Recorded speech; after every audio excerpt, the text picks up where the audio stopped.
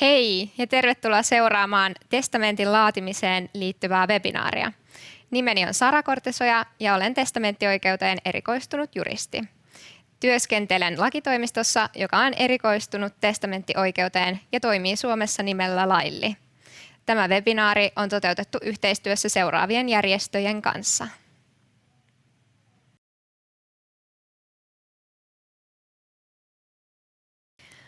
Webinaarin päätteeksi tulen näyttämään, miten helppoa ja nopeaa testamentin laatiminen on verkossa. Keskitytään kuitenkin ensin yleisesti kysyttyihin kysymyksiin, kuten siihen, mikä on testamentti ja miksi laatisin sellaisen, miten varmistan, että testamenttiani noudatetaan, mitä tulee huomioida testamenttia laatiessa, miten testamentti laaditaan ja miten säilytän testamenttiani. Testamentti on käytännössä ainoa asiakirja, jolla voit pätevästi määrätä oman perintösi jaosta. Testamentti tulee laatia esimerkiksi seuraavissa tapauksissa. Jos haluat vaikkapa tehdä testamenttilahjoituksen valitsemallesi järjestölle, sinun tulee laatia testamentti.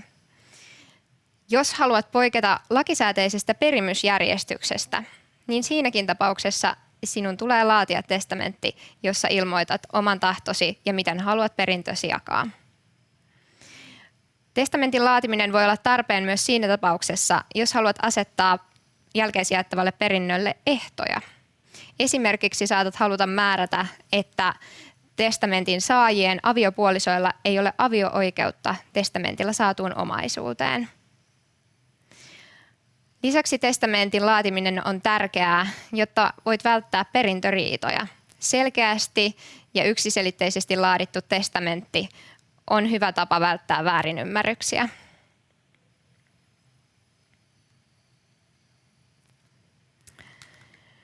Miten sitten varmistat, että testamenttiasi noudatetaan?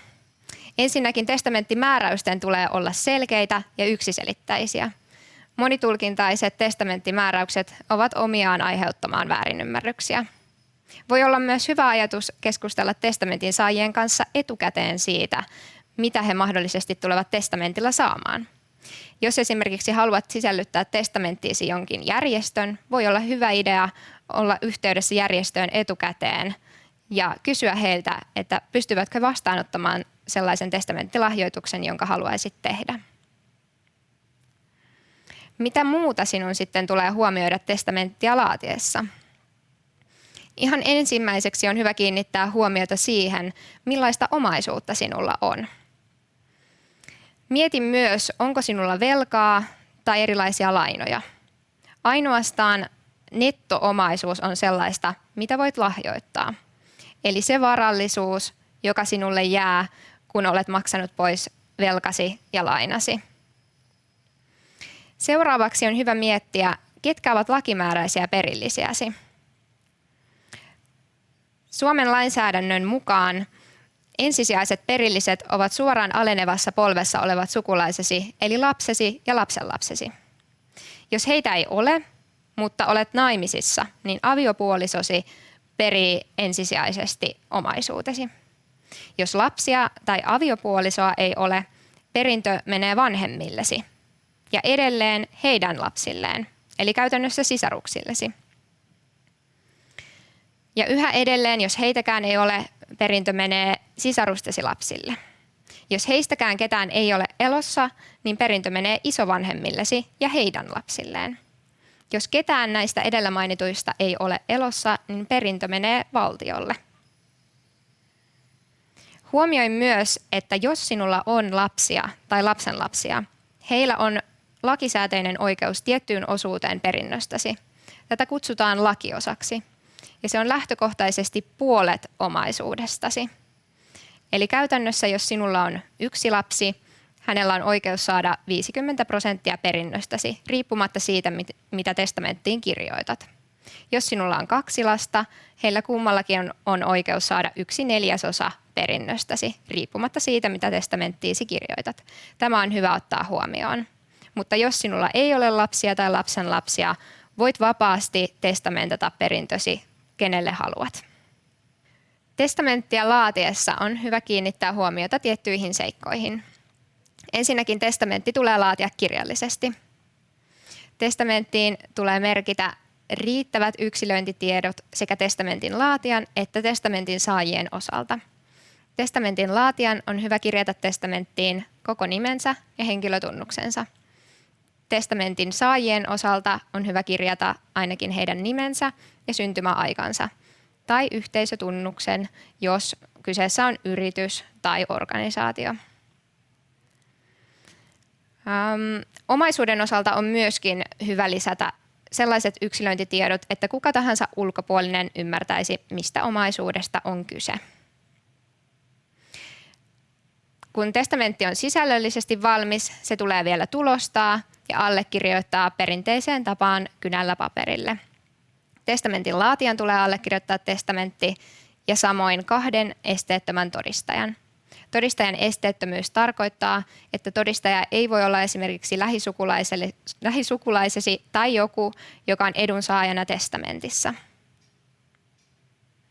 Kun testamentti on valmis, mieti kuinka säilytät sen.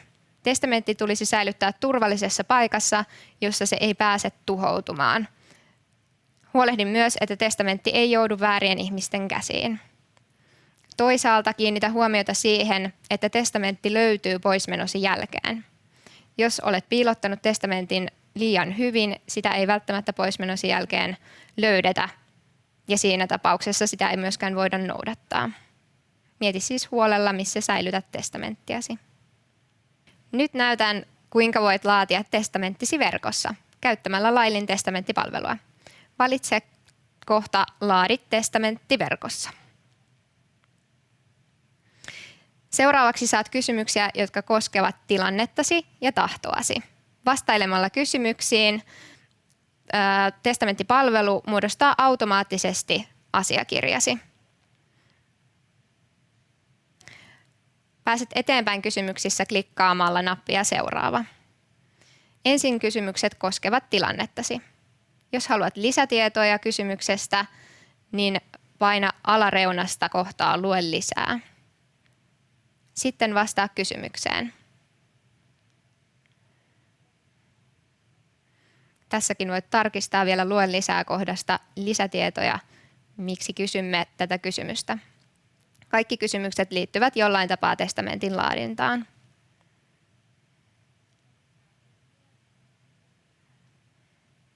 Se, miten vastaat kysymyksiin, vaikuttaa myös siihen, mitä jatkokysymyksiä sinulle esitetään.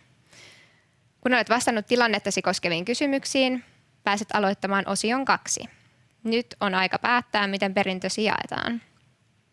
Jos haluat tehdä testamenttilahjoituksen järjestölle, klikkaa kohtaa Kyllä. Valitse, haluatko lahjoittaa koko perinnön, prosentuaalisen osuuden perinnöstä, tiettyä omaisuutta tai vaikka tietyn summan rahaa. Valitse, haluatko antaa hallintaoikeuden omaisuuteen jollekin muulle. Sitten klikkaa Valmis. Nyt pääset valitsemaan, haluatko tilata asiakirjan kotiin kuljetuksella, tämä maksaa 25 €, tai voit mennä suoraan tunnistautumaan verkkopankkitunnuksillasi, jolloin saat asiakirjan heti käyttöösi ja voit tulostaa sen itse. Tässä näet valmiin asiakirjasi. Se on räätälöity juuri sinun tarpeitasi ajatellen ja kaikki testamenttimääräykset on valittu sen mukaan, millaisia vastauksia olet antanut kysymyksiin. Olen huolehtinut siitä, että kaikki testamenttimääräykset on laadittu Suomen lainsäädännön mukaisesti ja ne ovat selkeitä. Oikeasta yläkulmasta pääset lataamaan valmiin asiakirjasi. Voit myös halutessasi varata neuvottelun kanssani. Jokainen voi missä kohtaa tahansa testamenttia laatiessaan varata 15 minuutin maksuttoman neuvottelun kanssani. Oikeassa alakulmassa on lisäksi chat-ikkuna, jonka kautta voit kysyä minulta kysymyksiä liittyen testamentin laadintaan. Juristimme vastailevat kysymyksiin arkisin 9–5 välillä. Okei, tänne on tullut muutamia kysymyksiä vielä teiltä kuulijoilta. Ja nämä onkin tämmöisiä yleisesti kysyttyjä kysymyksiä, jotka on hyvä käydä tässä webinaarin lopuksi vielä yhdessä läpi. Ihan ensiksi on kysytty tästä, että kuinka tämä testamentti sitten astuu voimaan. Ja on todellakin niin, että testamentti täytyy ensin tulostaa ja sitten se tulee allekirjoittaa sekä testamentin laatijan että 2 esteettömän todistajan. Eli yhteensä 3 allekirjoitusta tarvitaan, jotta testamentti astuu voimaan. Sitten on kysytty, että kuka voi kirjoittaa testamentin. Ja käytännössähän testamentin voi laatia kuka tahansa, joka riittävässä määrin kykenee ymmärtämään tämän kyseisen asiakirjan sisällön. Käytännössä lähtökohtaisesti tulee myös olla täysi-ikäinen, mutta tietyissä tapauksissa myöskin 15-vuotias henkilö voi tehdä testamentin omaisuudesta, jonka hän itse omistaa. Sitten on kysytty, että maksavatko kaikki saamastaan perinnöstä perintöveroa. Yleishyödylliset toimijat, kuten esimerkiksi järjestöt, niin eivät maksa saamastaan perinnöstä perintöveroa. Eli käytännössä, jos teet testamenttilahjoituksen esimerkiksi järjestölle, niin heidän ei tarvitse siitä maksaa veroa, vaan he saavat sen kokonaisuudessa sitten käyttää omaan toimintaansa. Lähtökohtaisesti muut, esimerkiksi yksityiset henkilöt, niin maksavat sitten saamastaan perinnöstä perintöveroa. Sitten on kysytty, että onko totta, että avopuolisot eivät peri toisiltaan. Eli nyt tarkoitetaan puolisoita, jotka ovat voineet olla pitkäänkin yhdessä, mutta eivät ole naimisissa. Niin se on totta, ja tämä on yleinen harhaluulo, että avopuolisot perisivät toisensa, jos he ovat esimerkiksi olleet tietyn aikaa yhdessä. Mutta avopuolisot ei Suomen lainsäädännön mukaan peri toisiaan. Eli kaikissa tilanteissa, jos haluat, että avopuolisosi perii jotain jälkeesi, niin silloin se tulee kirjoittaa testamenttiin. Sitten on kysytty, että mitä sitten, jos on naimisissa? Että pitääkö sittenkin olla testamentti vai miten se toimii? Ja tämä toki riippuu siitä, että miten itse haluat, että perintösi jaetaan. Kuten aiemmin totesin, niin aviopuolisot perivät toisensa siinä tapauksessa, jos tällä ensiksi kuolleella puolisolla ei ole omia lapsia tai lapsenlapsia. Silloin tämä aviopuoliso perii. Mutta tässäkin tilanteessa on hyvä ottaa huomioon, että jos aviopuoliso perii puolisonsa ilman testamenttia, niin silloin tämän myöhemmin kuolleen aviopuolison kuolinpesän osakkaiksi tulevatkin tämän ensiksi kuolleen puolison toissijaiset perilliset. Eli tarkoittaa sitä, että jos testamenttia ei ole laadittu aviopuolisoiden välillä, niin voi käydä niin, että kun toinen ensiksi kuolee, niin toinen perii sen omaisuuden, mutta hän ei saakaan sitä sitten testamentilta esimerkiksi itse edelleen, vaan sitten kun hän kuolee, niin hänen omaisuutensa sitten jaetaan tämän ensiksi kuolleen puolison toissijaisten perillisten, kuten vaikka sisarusten ja sitten tämän myöhemmin kuolleen puolison omien perillisten kesken. Ja jos tämä ei ole semmoinen toivottava tilanne, niin sitten aviopuolisoidenkin voi olla hyvä laatia testamentti. Ja jos testamenttiin kirjataan, että aviopuoliso perii omaisuuden täydellä omistusoikeudella, niin sitten hänellä on oikeus siitä myöskin täysin määrätä esimerkiksi omassa testamentissaan tai vaikka halutessaan lahjoittaa sitä omaisuutta elinaikanaan. Sitten on kysytty tästä, että mitä tapahtuu, jos joku läheisistäni hävittää testamenttini poismenon jälkeen. Tätä varten on tärkeää tosiaan säilyttää testamentti turvallisessa paikkaa, jossa siihen ei pääse käsiksi asiattomat henkilöt. Ja sitten voi olla hyvä ajatus myöskin tehdä useampi semmoinen alkuperäinen kappale tästä testamentista. Eli on myöskin niin, että sitten poismenosi jälkeen niin tulee löytyä se alkuperäinen kappale tästä testamentista. Ja voi olla hyvä idea esimerkiksi teettää tästä alkuperäisestä testamentista kopio, joka on jossain helpommin löydettävässä paikkaa, ja sitten antaa semmoisille luotettaville henkilöille tai esimerkiksi tämän testamentin saajille tieto, että missä sitten tätä alkuperäistä testamenttia säilytetään, jotta minimoitaisiin se riski, että sitten kukaan ei pääsisi sitä testamenttia ainakaan hävittämään. Sitten on kysytty, että mikä on alin mahdollinen summa, jonka voin lahjoittaa järjestölle.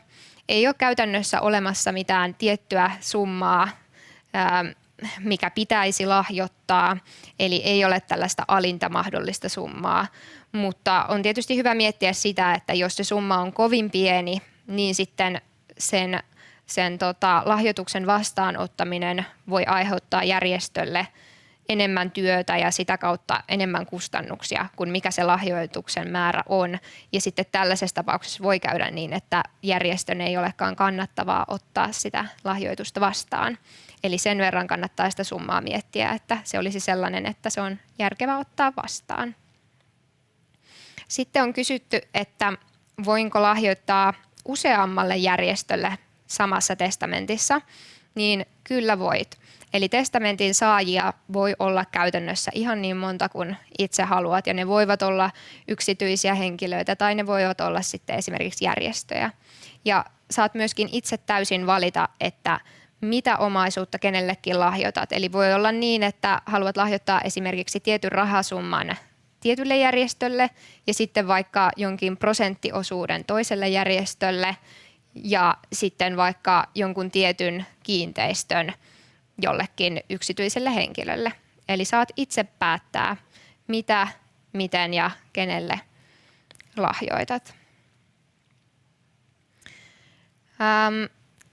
Sitten on kysytty, että voinko lahjoittaa esimerkiksi kesämökin vai pitääkö kiinteistö muuttaa rahaksi ennen lahjoitusta, niin voit lahjoittaa esimerkiksi kesämökin ja on itse asiassa parempi idea tehdä niin, että lahjoittaa omaisuuden siinä muodossa, kun se sinulla on, koska siinä tapauksessa, jos nyt elinaikanasi myyt esimerkiksi tämän kesämökin ja sitten ajattelet, että lahjoitat vasta ne rahat, niin siinä voi käydä niin, että joudut elinaikanasi sitten siitä omaisuuden myynnistä maksamaan veroa. Kun sitten taas, jos teet niin, että testamenttaat tämän kesämökin suoraan haluamallasi taholle ja valitsemallasi järjestölle nimenomaan, niin sitten on niin, että järjestön ei tarvitse maksaa siitä saamastaan lahjoituksesta perintöveroa. Eli käytännössä sitten he saavat hyväkseen sen koko omaisuuden arvon. Jos sinulle tulee mieleen mitä tahansa lisää kysyttävää, niin voit varata kanssani tämän mainitsemani 15 minuutin maksuttoman neuvottelun tai voit kirjoittaa minulle tuolta chatin kautta ja voidaan yhdessä sitten keskustella siitä, että miten juuri sinä voit muuttaa maailmaa omien arvojesi mukaisesti ja laatia testamentin juuri niiden tahojen hyväksi, joiden toimintaa itse arvostat. Lopuksi käydään vielä yhteenveto näistä tärkeistä asioista, joista tässä webinaarissa on tänään puhuttu. Tämän Laillin testamenttipalvelun avulla voit siis laatia tämän testamenttisi verkossa vastailemalla omaa tilannettasi ja tahtoasi koskeviin kysymyksiin. Ja tämä testamenttipalvelu automaattisesti muodostaa sitten sen asiakirjan ja se on heti ladattavissa sieltä tämän palvelun kautta. Ja myöskin aina juristit tarkastavat tämän palvelun kautta laaditut testamentit. Eli jos siellä sitten olisi jotakin epäselvää, niin sitten meiltä on juristi yhteydessä tähän testamentin laatineeseen henkilöön ja korjataan sitten sellaiset mahdolliset epäselvyydet. Saat myöskin täältä testamenttipalvelun kautta selkeät ohjeet koskien tätä testamentin allekirjoittamista, todistamista ja säilyttämistä. Muista, että asiakirja tulee allekirjoittaa testamentin laatijan ja 2 esteettömän todistajan toimesta. Ja testamentti tosiaan astuu voimaan vasta, kun se on allekirjoitettu. Eli nyt voit rauhassa alkaa suunnitella tätä omaa testamenttiasi. Sitten kun testamentti on valmis, niin huolehdi, että säilytät sen turvallisessa paikassa, josta se on helposti löydettävissä. Ja tarvittaessa missä tahansa kohtaa kysy minulta apua chatin kautta tai varaa tämmöinen 15 minuutin puhelinneuvottelu. Kiitos, että seurasit webinaaria ja mukavaa päivänjatkoa.